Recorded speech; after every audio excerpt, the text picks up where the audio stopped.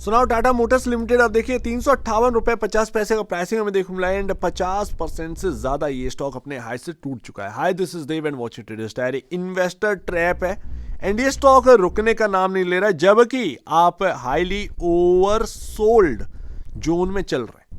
इससे ज्यादा भयावह चीजें नहीं हो सकती किसी स्टॉक के अंदर। आप 21 की आरएसआई वैल्यू पर चल रहे हैं, उसके बाद ये गिरावट हमको देखने को मिल रही है। ये हाल है। क्या हो रहा है टाटा मोटर में, क्या आप अनुमान लगाएंगे? इसके ऊपर कोई बात नहीं कर रहा है। सब कुछ मतलब जो है एक पानी बराबर चल रहा है। आप पैसा डाल रहे हैं, नेक्स्ट कुछ डेज में आपको मिलता है क्या है? Negative return. चाहे वो 5% हो, 7% हो, आपकी वैल्यू पर नेगेटिव रिटर्न। तो इस स्टॉक के अंदर क्या चल रहा है कुछ पता नहीं है। इवन अगर आप देखेंगे तो यहां पर आपके सामने जो पैटर्न है वो काफी खराब है, ध्यान रखिएगा। इन्वर्टेड डब्ल्यू पैटर्न है, प्लस इसके साथ साथ आप भले ही एक इंपॉर्टेंट जगह पर हैं, आप घूम सकते हैं यहां से, लेकिन आपके पास घूमने के लिए क्या ज्यादा कुछ है क्या? नहीं, ऐसा लगता नहीं, क्योंकि हम एक ट्रेंड लाइन तोड़ कर नीचे आए। हम जब तक वो 400 रुपए 400 का जो प्राइसिंग है, जब तक हम उसके ऊपर क्लोजिंग ना दे जाए, 1 से 2 दिन हम टिक ना जाए, तब तक हम यकीन नहीं कर सकते कि हाँ भाई सब कुछ बदल चुका है, क्योंकि ऐसे खेल टाटा मोटर के अंदर पहले हो चुके हैं। कल आरएसआई का यहाँ पर ना, कल की बात कर रहा हूँ, कल आरएसआई 21.63 पर क्लोजिंग हुई थी।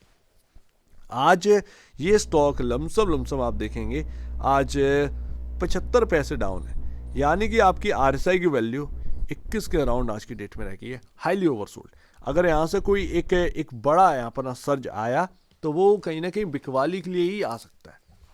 क्या बॉटम बन जाएगा? इतना आसान नहीं है कह देना कि बॉटम बन जाएगा।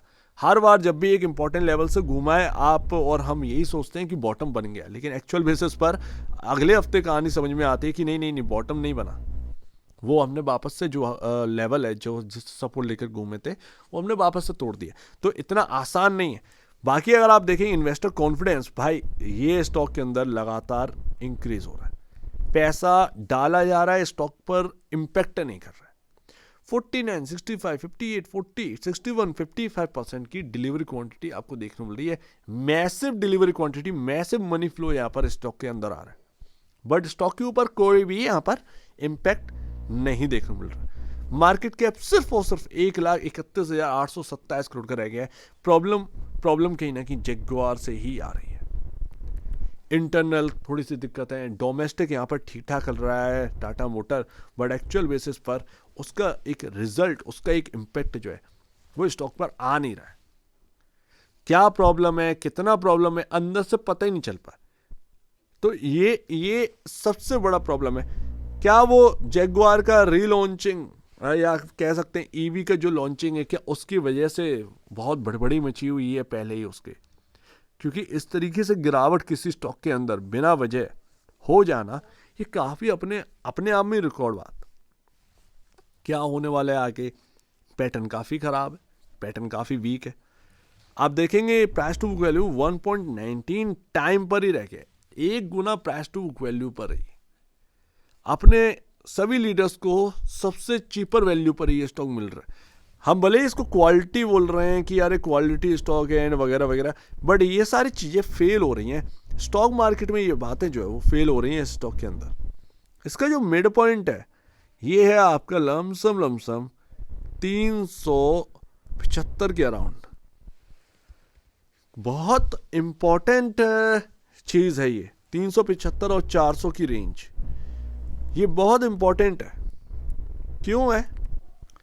यही आपका सबसे बड़ा सेलिंग जोन है, यही आपका बाद में सपोर्ट बनेगा। अगर आप इस रेंज को पार कर देते हैं तो आगे चलकर आपका यही रेंज सपोर्ट करने वाली है। 400 रुपए पर अगर आप देखोगे तो आपका मूविंग एवरेज भी आ चुका है। ये देखिए मूविंग एवरेज आपका 400 पर देखने मिला। तो यहां पर ध्यान रखिएगा, ये जो जोन है ना, मतलब आप देखेंगे इस जगह पर ये जो जोन है ये 375 और 400, ये आपका 25 रुपए का जो रेंज है ये बहुत इंपॉर्टेंट रहेगी। क्या होने क्या वाला है ये देखना बनता है, बट एक्चुअल बेसिस पर ये रेंज काफी इंपॉर्टेंट है। एंड लेट्स सी कि क्या होता है। सो उम्मीद है काफ़ी कुछ आपको समझ में आ रहा होगा। इन्वेस्टर पैसे तो डाल रहे हैं बट उसका कोई पैसा यहाँ पर ना रिजल्ट नहीं दे रहा है। चार्ट पैटर्न भाई सीधी सी बात है नेगेटिव है, बट एक्चुअल बेसिस पर आप RSI की वैल्यू आपका 21 के अराउंड है, फिर भी आपका यहाँ पर ना एक उछाल नहीं आया। अगर उछाल आया तो उसकी कोई गारंटी नहीं है कि आपका वो बिकवाली में कन्वर्ट नहीं होगा। धीरे धीरे करके नीचे की कैंडल बन जाए, ठीक है ना। हम ट्रेंड लाइन को तोड़कर नीचे आ चुके हैं। अगर आप देखेंगे तो जो टारगेट रखे हैं वो 300 रुपए के हैं। अगर वो 300 की बात करें, 317 या 310 का प्राइस जो है वो अगर ब्रेक हो गया तो ध्यान रखिएगा वो 300 के नीचे का भी यहाँ पर ना लेवल निकल के आते हैं। आप चार्ट पर ओपनली आप देखिएगा, वन डे कैंडलस्टिक चार्ट लगाओ या वगैरह वगैरह, आप देखिएगा आपको 300 के नीचे के नज़ारे भी देखने को मिल सकते हैं। तो ये तक का संभावना है। तो अभी क्या, क्योंकि एग्जैक्ट कोई भी ये नहीं बता पा रहा है कि इसका प्रॉब्लम क्या है। मैंने जब ये स्टॉक टूटा था एक्चुअल बेसिस पर, तो मैंने आपसे एक ही बात की थी, ये जैगुआर का प्रॉब्लम है। क्योंकि जैगुआर एक बड़ा रेवेन्यू यहाँ पर ना कंट्रीब्यूट करता है, और अगर वो जैगुआर रीलॉन्चिंग जो है वो खराब हो गई, जो आप नए तरीके से लॉन्च करना चाह रहे हैं, तो फिर एक प्लेयर तो आपका गया। डोमेस्टिक में इतना दम नहीं है, डोमेस्टिक में इतना दम नहीं है। मारुति या महिंद्रा को आप बीट करने का आप सोच भी नहीं सकते इतनी आसानी से। लेकिन अगर जैगुआर JLR का जे चला गया, सिर्फ लैंड रोवर का ही कारोबार अगर ठीक रह गया तो फिर बचेगा कि, तो वो तो प्रॉब्लम बहुत संकट की बात आ जाए। तो कहीं ना कहीं एक बिजनेस सेंटीमेंट जो है वो इससे जुड़ा हुआ है। 2026 में हमको पता चलेगा कि एक्चुअल बेसिस पर कहानी क्या है, होने क्या वाला है। ये एक फैक्ट है, एक रियलिटी है। क्या होने वाला है, क्या टाटा मोटर के मैनेजमेंट को चेंज करने की नीड है। आज की डेट में जो डिसीजन ले रहे हैं टाटा मोटर का मैनेजमेंट, वो नीड तो है, नीड तो है। कहीं ना कहीं दिक्कतें बहुत बनी हुई। टाटा ग्रुप का कौन सा स्टॉक आज की डेट में सही काम करके दे रहा है, कुछ भी नहीं हो रहा है ना। तो प्रॉब्लम कहीं ना कहीं ओवरऑल टाटा ग्रुप के अंदर तो है ही है, ठीक है। लेकिन टाटा मोटर की अगर सीधी से बात करें, कहीं ना कहीं मैनेजमेंट जो है वो ठीक से काम नहीं कर पा रहा है। कहीं ना कहीं उनको यहाँ पर डिसीजन लेने में प्रॉब्लम आ रही है। अंदर डिसीजन ले रहे हैं, किधर की तरफ कहाँ की तरफ मुड़ा दे रहे हैं स्टेयरिंग, उनको खुद ही नहीं पता चल रहा है। जब कॉन्ट्रोवर्शियल इतना हो गया तो एटलीस्ट कहीं ना कहीं अपने डिसीजन पर सोचना चाहिए कि वो कर क्या रहे हैं।